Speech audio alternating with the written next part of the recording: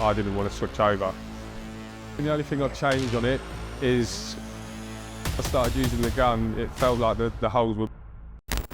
My name's Simon Wary. I'm an on-site second fix carpenter, subcontracting for ALN carpentry. So initially the lads had the straight HiKOKI pin gun, and I was so used to my Pasload angle gun, I didn't want to switch over. So I was waiting for the angle to come out, and obviously it's not 16 gauge, it's 15 gauge, so I was worried about the difference in the pinholes. But I was lucky enough to be handed this to trial. So I've had a couple of weeks with the gun, and it hasn't missed a beat. It's perfect really. There's nothing different between this and the Pasload finish. When I started using the gun, it felt like the holes were bigger, but they weren't. It wasn't nothing to do with that, it was just to do with the depth. So it was the driving pin that was going too deep. So once I set the depth to the correct depth, the driving pin was perfect and the holes were exactly the same as my Pasload. So the favourite feature about the gun would be that you don't have to buy gas. It works with all various battery types, and I like the strips of pins, the full length of the mag, that you need less time to reload. So I've been using the multi-fix 50mm and 38mm brads. The only thing I found at first was finding a place to put them,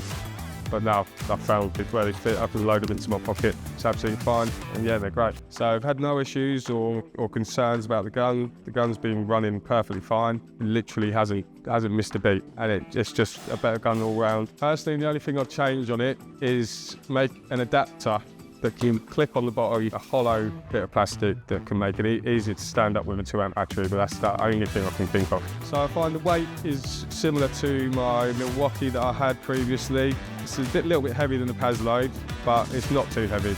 With the 2 amp battery, this is why I think with an adapter at the bottom, it saves you having to put a 5 amp battery for if you wanted to stand it up, which keeps the weight down. But the weight with the 2 amp battery is perfect. So if you're thinking about switching to the HiKOKI Gen 2, there's nothing I can say to put you off. Like, you could just switch over, easy, have longer life on your battery time, no gas, and it's the most reliable gun I've ever had.